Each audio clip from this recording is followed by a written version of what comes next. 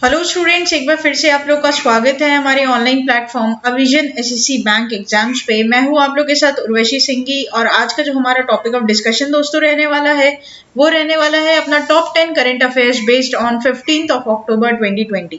आशा करते हैं कि आप लोग बिल्कुल अच्छे होंगे। दोस्तों, सेशन को स्टार्ट करने से पहले मेरी आप लोगों से रिक्वेस्ट होगी कि जो भी हमारे चैनल पर नया जुड़ा है, make sure that you hit the subscribe button. Also don't forget to press the bell icon. Also share this video with your friends as well. दोस्तों, इस पूरी वीडियो का पीडीएफ आप लोगों को डिस्क्रिप्शन लिंक में मिल जाएगा। और मैं आप लोगों को एक और बात बता दूं कि यहाँ पर जो करंट अफेयर्स डिस्कस होंगे दोस्तों, वो आपके एग्जाम पॉइंट ऑफ व्यू से रिलेटेड इंपॉर्टेंट जो रहेंगे वही यहाँ पर करंट अफेयर्स डिस्कस किए जाते हैं। ठीक है, तो फिर देर किस बात की, जल्दी से आप लोग चैनल को सब्सक्राइब कर लो और अपने प्रिपरेशन को मजबूत बना लीजिए अविजन एसएससी बैंक एग्जाम्स के साथ। तो चलिए फिर स्टार्ट करते हैं हम लोग बिना किसी देरी किए हुए अपने करंट अफेयर्स का सेशन का पहला question. Which state becomes the first state to have completely digital high-tech classes? तो दोस्तों, यहाँ पर जैसे कि अपन को पता है कि हमारा जो गवर्नमेंट है, जो मोदी गवर्नमेंट है, वो चाहता है कि हमारा इंडिया क्या बने, एक डिजिटल इंडिया बने। क्या बने? पूरा एक डिजिटल इंडिया बने, जिसको लेकर कई सारी स्कीम्स और पोर्टल्स भी लॉन्च की जाएगी, एप्स भी लॉन्च किए गए हैं। हम लोग उस पर भी एक डिटेल सेशन में वीडियो बनाएंगे जहां पर आपको रिसेंटली रिलेटेड एप्स और पोर्टल्स के बारे में बताए जाएंगे, जहां पर आपका इंपॉर्टेंट रहेगा एग्जाम पॉइंट ऑफ व्यू से। ठीक है, तो ये बात आप लोग को यहाँ पर पहले क्वेश्चन का आंसर देना होगा कि कौन सी ऐसी स्टेट है जिसको पूरी तरीके से कंप्लीटली डिजिटल हाईटेक क्लासरूम्स वहां पर बना दी गई है। ऐसा कौन सा फर्स्ट स्टेट है इंडिया का, ये बताना है आपको। ऑप्शन है आप लोग के पास Tamil Nadu, Andhra Pradesh, Madhya Pradesh, Kerala. Here the correct option will be option number D, that is Kerala. तो दोस्तों, यहाँ पर केरला को क्या बना दिया गया है, पूरी तरीके से फर्स्ट स्टेट है इंडिया का जो कि जहां पर आपकी जितनी भी गवर्नमेंट स्कूल्स है वहां पर आपको क्या प्रोवाइड किया जाएगा, डिजिटल क्लासरूम्स और हाईटेक फैसिलिटीज वहां पर स्टूडेंट्स को प्रोवाइड की जाएगी दोस्तों। ठीक है, ये बात आप लोगों को यहाँ पर क्या रखनी है, ध्यान रखनी है। और अगर मैं आप लोगों से बात करूं केरला के बारे में, तो केरला के कुछ स्टैटिक अगर हम लोग जानना चाहेंगे तो केरला के दोस्तों गवर्नर का नाम आपका क्या हो जाएगा, तो यहाँ पर केरला के गवर्नर आपके हो जाएंगे आरिफ मोहम्मद खान। ठीक है, और अगर वहीं मैं बात कर लूं आपके केरला के चीफ मिनिस्टर की अगर मैं बात कर लूं यहाँ पर, तो उनका नाम आपका हो जाएगा पिनराई विजयन। ठीक है, तो ये बात आप लोग को ध्यान रखनी होगी। स्टैटिक पोर्शन ही आपके इंपॉर्टेंट रह सकता है एग्जाम पॉइंट ऑफ व्यू से। पढ़ लेते हैं थोड़ा सा इसके बारे में। Kerala becomes first state to have completely digital high-tech classrooms. The public education sector in Kerala marked the first in the country as a Chief Minister Vijayan on Monday declared that the state public education sector, that means the government class schools, had gone completely digital and high-tech classrooms in all the government schools. Making the announcement through a video conference, the Chief Minister said, with the upgradation of all the classrooms to international standards and setting up of high-tech IT labs, children in the state will have access to advanced learning system. Over 3 lakh digital equipment including laptops, projector, webcams and printers have been provided as a part of the project, he added. तो यहाँ पर दोस्तों आप लोगों को ये देखने को क्लासरूम्स में आप लोगों को लैपटॉप्स की सुविधाएं प्रोवाइड की जाएगी। वहां पर जितनी भी प्रोजेक्शन होगा वो प्रोजेक्टर से होगा, वेबकैम्स के थ्रू वहां पर पढ़ाई की जाएगी या फिर वेबकैम के थ्रू आप लोग को बताया जाएगा कि किस तरीके से हम लोग यूज कर सकते हैं हमारे अवेलेबिलिटी ऑफ रिसोर्सेज का। बाकी प्रिंटर्स रहेंगे। तो बेसिकली मैं आप लोगों को एक बात बोलूं यहाँ पर दोस्तों, तो बुक्स का अब सिलसिला पूरी तरीके से खत्म हो जाएगा। बुक्स का, पेन का, पेंसिल का, ये सब का सिलसिला पूरी तरीके से खत्म हो जाएगा। जो भी होगी वो आपकी ई बुक्स होगी। ई बुक्स आप डायरेक्टली कहाँ, लैपटॉप में उसको खोल सकोगे। ठीक है, वेबकैम के थ्रू आपकी टीचर्स आप लोगों को पढ़ा सकेंगे। प्लस अगर आप लोग क्लासरूम में भी, जैसे कि आप पिक्चर में भी देख पा रहे हैं दोस्तों कि यहाँ पर टीचर खड़ी है और यहाँ पर आपके स्टूडेंट्स बैठे हैं और यहाँ पर आपका प्रोजेक्टर लगा हुआ है जो कि डायरेक्टली आपका प्रोजेक्टर पे क्या हो रहा है, यहाँ पर सब कुछ शो हो रहा है आपके जितने भी लेसन्स है। तो ये एक बहुत ही अच्छा सिस्टम होगा दोस्तों।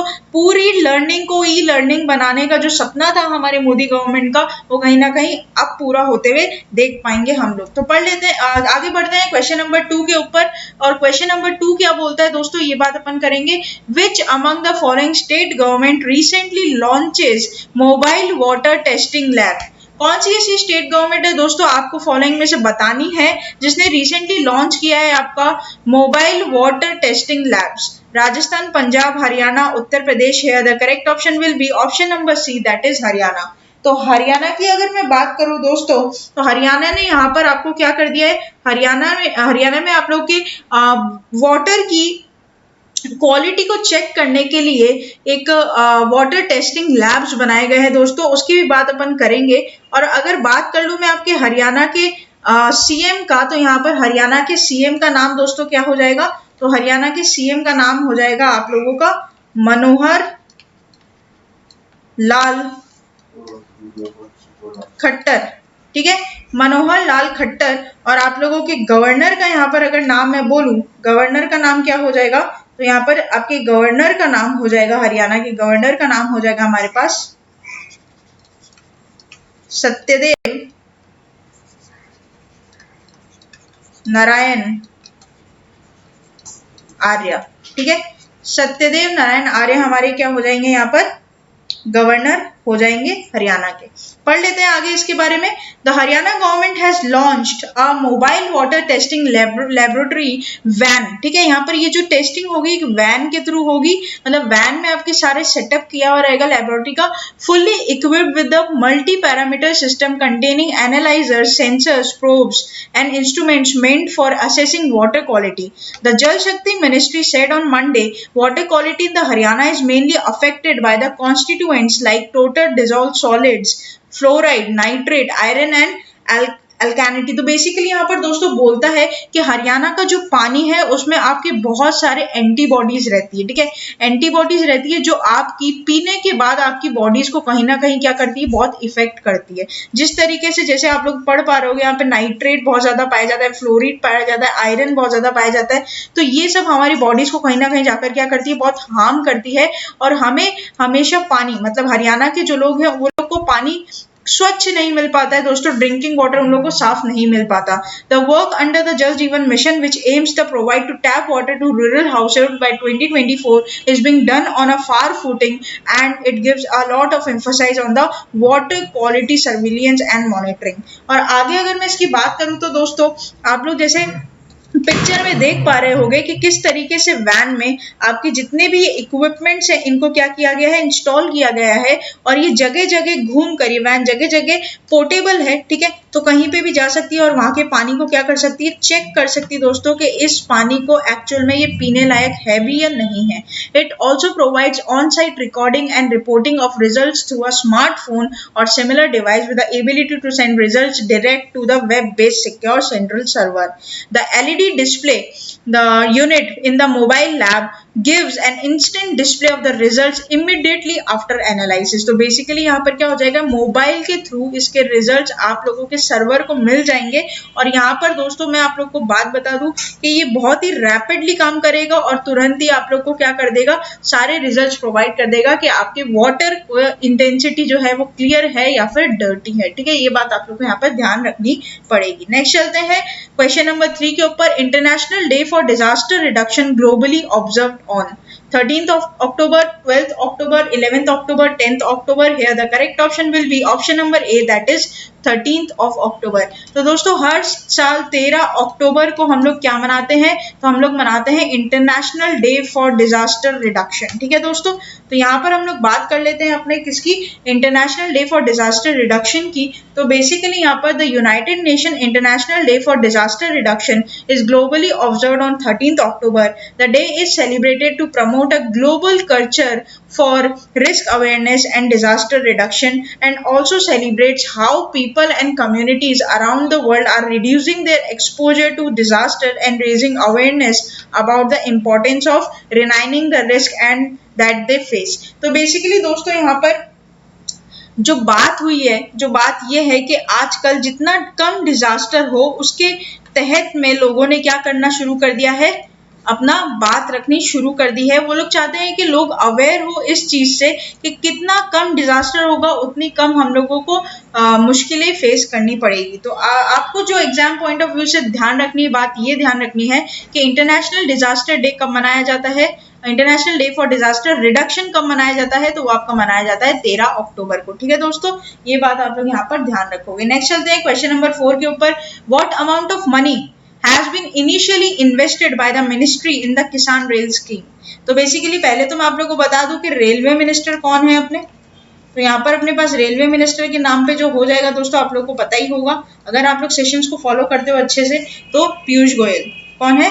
पीयूष गोयल। ठीक है, उसके बाद पीयूष गोयल को रिसेंटली 3 रिस्पॉन्सिबिलिटीज प्रोवाइड की गई है। एक आपका क्या है, रेलवे मिनिस्ट्री का, एक है आपका कॉमर्स मिनिस्ट्री का, ठीक है, और तीसरा आप लोग का क्या है, कंज्यूमर अफेयर्स का। ठीक है, सॉरी, कंज्यूमर्स मिनिस्ट्री बोलो, कंज्यूमर अफेयर मिनिस्ट्री बोलो, एक ही बात है। तो पहले ये थे रामविलास पासवान जी के पास थी, लेकिन उनके देहांत के बाद ही किसको दे दी गई है, पीयूष गोयल को इसकी अथॉरिटी दे दी गई है। तो ध्यान रखिएगा। तो यहाँ पर आप लोगों को पूछ रहे हैं दोस्तों कि जो किसान रेल स्कीम है उसमें पीयूष गोयल जी ने कितने रुपए इनिशियली इन्वेस्टेड करने की बात की है दोस्तों। तो 5 करोड़, 10 करोड़, 15 करोड़, 20 करोड़ है। The correct option will be option number B, that is 10 crore. तो पढ़ लेते हैं इसके बारे में भी। Subsidy on the transportation of fruits and vegetables through Kisan Rail trains extended by 50%। अब एक बात समझिएगा आप लोग, जो भी किसान रेल का यूज कर अपने फ्रूट्स एंड वेजिटेबल्स को इधर से उधर करते हैं, मतलब एक जगह से दूसरी जगह भिजवाते हैं, तो उनको वहां पर 50% तक की सब्सिडी मिलेगी। लेकिन ये हर वेजिटेबल्स और फ्रूट्स पर नहीं है, ये सिर्फ उन्हीं फल और सब्जियों पर होगा जो कि उस लिस्ट में आएगी जो कि दी गई है गवर्नमेंट के द्वारा। Ministry of Food Processing Industries has agreed to extend a subsidy of 50% on the transportation of notified fruits and vegetables through Kisan Rail trains under the Operation Green top to total. मतलब आप समझ रहे हो कौन सी scheme के अंदर होगा, तो ये इंपॉर्टेंट रहेगा आपके एग्जाम के लिए, ऑपरेशन ग्रीन्स के लिए। ठीक है, तो ऑपरेशन ग्रीन बोलकर एक स्कीम है, उसके अंडर आपका ये प्रोग्राम को लॉन्च किया गया है। The announcement for the launch of Kisan rail train was the first presented by the union budget 2020 and it was flagged on August 8, 2020 by the union minister of agriculture and farmers welfare, that is Narendra Singh Tomar. ठीक है, तो ये जो आपकी train है, जो आपकी Deolali Nashik to Danapur Bihar, ठीक है, और ये जो आपका ट्रेन की सर्विस रहेगी महाराष्ट्र से लेकर आपके Bihar, Maharashtra and Bihar seeks to produce fresh vegetables, fruits and flowers, other perishable products from adjoining regions. तो यहाँ पर आप लोग को ध्यान रखना है दोस्तों कि अगर किसान रेल के माध्यम से कोई फ्रूट्स एंड वेजिटेबल्स किसान लोग प्रोवाइड करते हैं तो उनको 50% तक की अब सब्सिडी दी जाएगी। और ये जो 10 करोड़ की बात कही है ना दोस्तों कि 10 करोड़ रुपए इन्वेस्ट किए जाएंगे, तो ये आपका जो जमा होंगे पैसे वो आपके सदर्न रेलवे में ये पैसे कहाँ जमा किए जाएंगे और वहां से इन पैसों को यूज किया जाएगा दोस्तों। ये बात आप लोग यहाँ पर ध्यान रखोगे। नेक्स्ट चलते हैं क्वेश्चन नंबर 5 के ऊपर। World standards day globally observed on. तो आपका वर्ल्ड स्टैंडर्ड डे पूरे साल में आपका कब मनाया जाता है, ये बात आप लोग को पूछी है। 12 अक्टूबर, 13 अक्टूबर, 14 अक्टूबर, 15 अक्टूबर। Here the correct option will be option number C, that is 14 October. तो 14 अक्टूबर को हर साल आपका वर्ल्ड स्टैंडर्ड डे क्या मनाया जाएगा। ठीक है, ये बात आप लोग यहाँ पर ध्यान रखोगे। तो देखो समझने की कोशिश करो। वर्ल्ड स्टैंडर्ड्स डे और international standard day is globally observed on 14 October every year.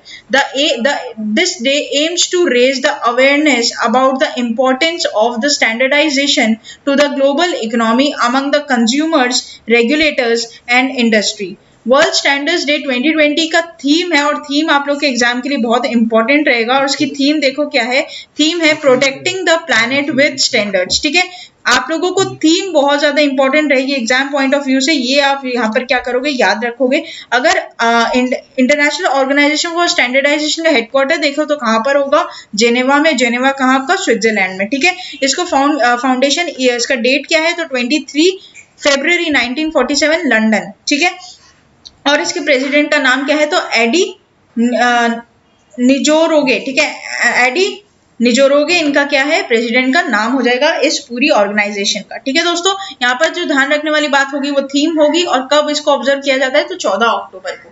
Next चलते हैं क्वेश्चन नंबर 6 के ऊपर। Who recently release the autobiography of doctor Bala Saheb Vikhe Patil.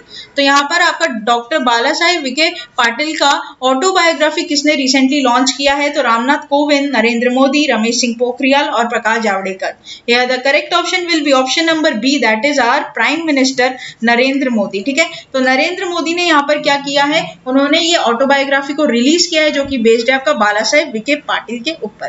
The prime minister Narendra Modi on Tuesday release the autobiography of doctor Bala Saheb Vikhe Patil and rename the Pravara rural education society as Loknath doctor Bala Saheb Vikhe Patil Pravara rural education society. तो यहाँ पर ये बात एक तो आपको ध्यान रखनी है कि ऑटोबायोग्राफी इनके नाम पर लिखी गई है, और प्लस जो ये जो रूरल एजुकेशन सोसाइटी है इसको भी रीनेम कर क्या रख दिया है, लोकनाथ डॉक्टर बाला साहेब विखे पाटिल। ठीक है, ये बात आप लोग को यहाँ पर ध्यान रखनी है दोस्तों। इनकी जो ऑटोबायोग्राफी उनका टाइटल रखा गया है दे वेचुआ करानी, जिसका मतलब है आपका dedicating one's life for a noble cause. ठीक है दोस्तों, ये बात आप लोगों को एग्जाम पॉइंट ऑफ व्यू से यहाँ पर ध्यान रखनी होगी। नेक्स्ट चलते हैं क्वेश्चन नंबर 7 के ऊपर। Vinod Kumar who recently died due to the कोविड-19 belongs to which field? Singer, dancer, filmmaker, politician. Here the correct option will be option number D, that is politician. तो दोस्तों यहाँ पर आपके विनोद कुमार, जिनका रिसेंटली डेथ हो गई थी कोविड-19 की वजह से, वो आपके पॉलिटिशियन थे, और ये कहाँ के थे, तो ये आपके अपन पढ़ लेते हैं यहाँ पर। तो ये आपके कहाँ थे, वे बिहार के मिनिस्टर रह चुके हैं, और इनकी डेथ हो चुकी है दोस्तों। ये बात आप लोग को ध्यान रखनी है। मैं आप लोग को बता दूं, ऑर्बिचरी जो होगी, ऑर्बिचरी जो आपके होगी वो आपके एग्जाम के लिए काफी ज्यादा इंपॉर्टेंट रहेगी, ये बात आप लोग ध्यान रखना। He was BJP MLA from the Pranpur assembly constituency of Khatihar district in northeast Bihar and has elected MLA thrice from the constituency। ठीक है, ये बात आप लोग को यहाँ पर क्या करोगे, ध्यान रखोगे। नेक्स्ट चलते हैं क्वेश्चन नंबर 8 के ऊपर। Carlton Chapman belongs to which field? Cricketer, footballer, swimmer, mountaineer. Here the correct option will be option number B, that is footballer. दोस्तों मैं आप लोग को बता दूं कि ये जो है ये कोच रह चुके हैं इंडियन फुटबॉलर टीम के। ठीक है, तो एक बार अपन पढ़ लेते हैं। Former Indian football captain. ठीक है, अच्छा ये कोच नहीं था, मेरा स्लिप ऑफ टंग हो गई दोस्तों, ध्यान माफ कीजिएगा। कोच नहीं, आपके ये क्या रह चुके हैं, कैप्टन रह चुके हैं। कार्लेट स्टैम्पन पास्ट है, इनका भी क्या हो चुका है, यहाँ पर डेथ हो चुका है। तो ये भी एक तरीके की ऑर्बिचरी है, और ये भी आपके एग्जाम के लिए इंपॉर्टेंट रहेगी। तो यहाँ पर इनकी जो डेथ हुई थी वो ड्यू टू हार्ट अटैक हुई थी, और ये बेंगलुरु में इनकी डिमाइज की गई थी, और ये मरते टाइम पे 49 ईयर्स के थे दोस्तों। ठीक है, ये बात आप लोग क्या करोगे, ध्यान रखोगे। चलते क्वेश्चन नंबर 9 की तरफ। Who is the chairman of IMF के चेयरमैन का नाम आपको यहाँ पर बताना है। क्रिस्टेलिना जियोर्जिवा, गीता गोपीनाथ, निर्मला सीतारमन और Christine लिगार्ड। Here the correct option will be option number A, that is Kristalina Georgieva. मैं आप लोग को बता दूं दोस्तों, आपको गीता गोपीनाथ है वो IMF की चीफ इकोनॉमिस्ट है, राइट। और जो क्रिस्टेलिना के पहले थी वो थी, क्रिस्टेलिना के पहले जो आपकी पोस्ट पर थी वो थी आपकी क्रिस्टीन। ठीक है, और IMF क्यों काम आता है। निर्मला सीतारमन के बारे में तो आपको पता ही है कि ये जो है वो आपकी फाइनेंस मिनिस्टर है इंडिया की राइट नाउ। तो यहाँ पर पढ़ लेते हैं हम लोग कि IMF क्या काम आता है। सबसे पहले तो IMF का ऑब्जेक्टिव क्या है, तो IMF का ऑब्जेक्टिव है टू रिमूव द पॉवर्टी। क्या है, टू रिमूव द पॉवर्टी। ये उन देशों को लोन प्रोवाइड करता है जो कि गरीब देश है, ठीक है, या फिर डेवलपिंग देश है, इनके लिए भी इनको लोन प्रोवाइड यहाँ पर करता है। ठीक है, और ये जो IMF लोन प्रोवाइड करता है विदाउट कोलेट्रल होता है। विदाउट कोलेट्रल का मतलब आपका क्या होता है, विदाउट एनी सिक्योरिटी। ठीक है, ये बात भी आप लोग ध्यान रखोगे। IMF projects India's GDP to contract 10.3% in 2020. The Indian economy severely hit the coronavirus pandemic is projected to contract the massive 10.3% this year, the International Monetary Fund said. तो बेसिकली यहाँ पर IMF का कहना है कि इंडिया की जो GDP है वो 10.3% से क्या करेगी, कॉन्ट्रैक्ट करेगी। एक होता है आपका कॉन्ट्रैक्शन और एक होता है आपका एक्सटेंशन, ठीक है। तो कॉन्ट्रैक्शन का मतलब होता है आपका डाउनवर्ड्स जब जाती है और एक्सटेंशन का अपवर्ड पोजीशन में जब रहती है, ठीक है। तो ये बात आप लोग यहाँ पर क्या करोगे, ध्यान रखोगे। However India is likely to bounce back with an impressive 8.8% growth rate in 2021, thus regaining the position of the fastest growing emerging economy, surpassing China's projected growth to 8.2%, the IMF said in the latest World Economic Outlook report। तो दोस्तों ये एक report है जो कि IMF के द्वारा निकाली जाती है हर साल। उस रिपोर्ट में इन्होंने ये बात कही है कि इंडिया की जो इकोनॉमी है, हमारे इंडिया की इकोनॉमी है, वो करीब 10.3 के नीचे 10.3% आपकी नीचे गिरेगी, ठीक है।